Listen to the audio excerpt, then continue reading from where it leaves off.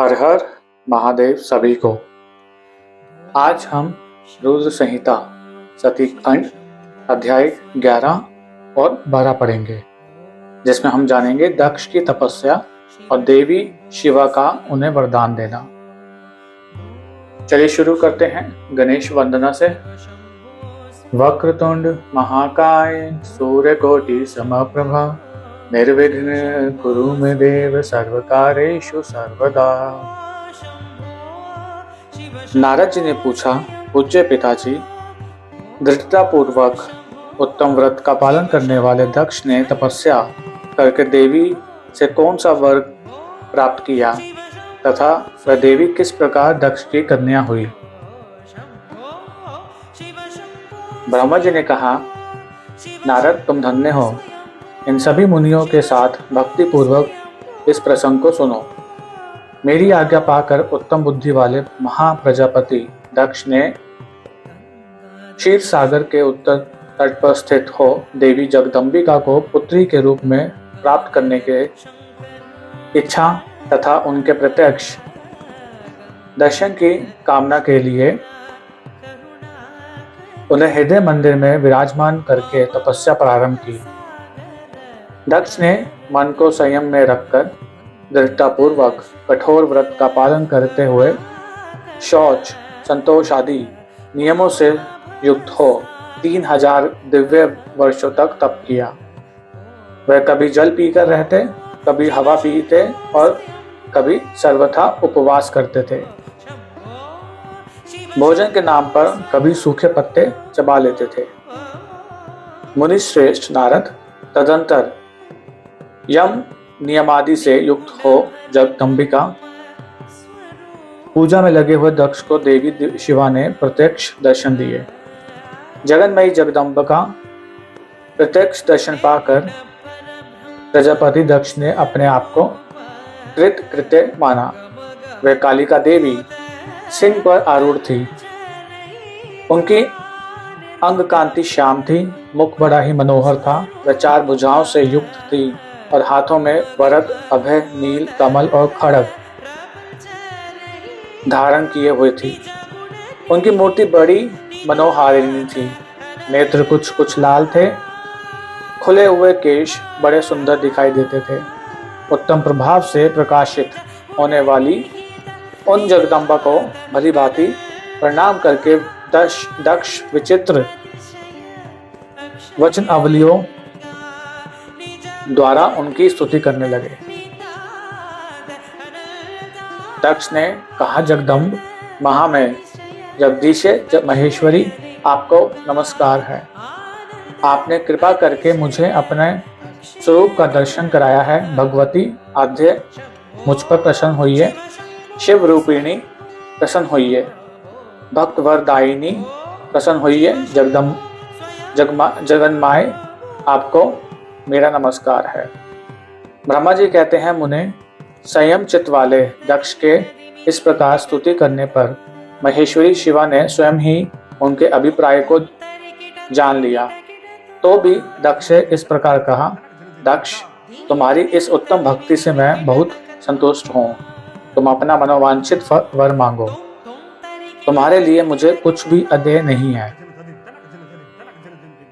जगदम्बा की यह बात सुनकर प्रजापति दक्ष बहुत प्रसन्न हुए और उन शिवा को बारंबार प्रणाम करते हुए बोले।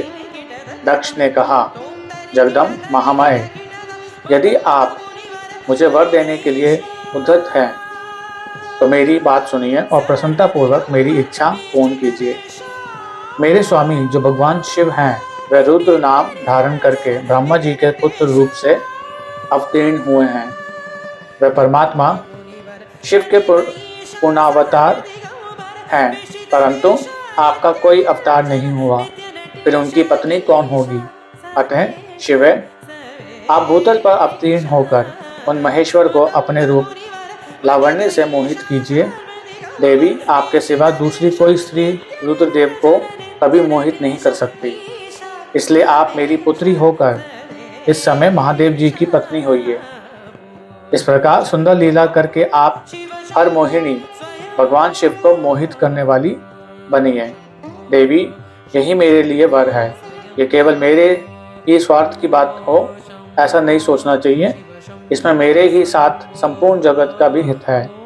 ब्रह्मा, विष्णु और शिव में से ब्रह्मा जी की प्रेरणा से मैं यहाँ आया हूँ। प्रजापति दक्ष का यह वचन सुनकर जगदम्बिका शिव वहाँ हंस पड़ी और मन ही मन भगवान शिव का स्मरण करके यो बोली। देवी ने कहा, तात प्रजापति दक्ष, मेरी उत्तम बात सुनो। मैं सत्य कहती हूँ, तुम्हारी भक्ति से अत्यंत प्रसन्न हो तुम्हें संपूर्ण मनोवांछित वस्तु देने के लिए उद्धत हूँ। दक्ष, यद्यपि मैं महेश्वरी हूँ, तथापि तुम्हारी भक्ति के अधीन हो तुम्हारी पत्नी के गर्भ से तुम्हारी पुत्री के रूप में अवतीर्ण होंगी, इसमें संशय नहीं है। अनज्ञ, मैं अत्यंत दुस्सह तपस्या करके ऐसा प्रयत्न करूंगी जिससे महादेव जी का वर पाकर उनकी पत्नी हो जाऊं।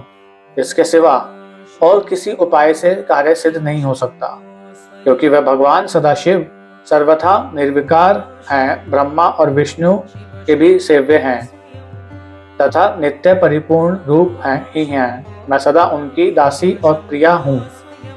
प्रत्येक जन्म में वे नाना रूपधारी शंभु ही मेरे स्वामी होते हैं। भगवान सदाशिव अपने दिए हुए वर के प्रभाव से ब्रह्मा जी की भ्रुकुटी से रुद्र रूप में अवतीर्ण हुए हैं। मैं भी उनके वर से उनकी आज्ञा के अनुसार यहाँ अवतार लूंगी। तात, अब तुम अपने घर को जाओ। इस कार्य में जो मेरी दूती अथवा सहायिका होगी उसे मैंने जान लिया है। अब शीघ्र ही मैं तुम्हारी पुत्री होकर महादेव जी की पत्नी बनूंगी। दक्ष से ये उत्तम वचन कहकर मन ही मन शिव की आज्ञा प्राप्त करके देवी शिवा ने शिव के चरणार बिंदु का चिंतन करते हुए फिर कहा, प्रजापति, परंतु मेरा एक प्रण है, उसे तुम्हें सदा मन में रखना चाहिए। मैं उस प्रण को ना देती हूँ, तुम उसे सत्य समझो, मिथ्या ना मानो। यदि कभी मेरे प्रति तुम्हारा आदर घट जाएगा, तब उसी समय मैं अपने शरीर को त्याग दूंगी, अपने स्वरूप में लीन हो जाऊंगी अथवा दूसरा शरीर धारण कर लूंगी। मेरा ये कथन सत्य है। प्रजापति, प्रत्येक सर्ग या कल्प के लिए तुम्हें ये वर दे दिया गया, मैं तुम्हारी पुत्री होकर भगवान शिव की पत्नी होंगी। मुख्य प्रजापति दक्ष से ऐसा कहकर महेश्वरी शिवा उनके देखते देखते वहीं अंतर्धान हो गई। दुर्गा जी के अंतर्धान होने पर दक्ष भी अपने आश्रम को लौट गए और ये सोचकर प्रसन्न रहने लगे कि देवी शिवा मेरी पुत्री होने वाली है।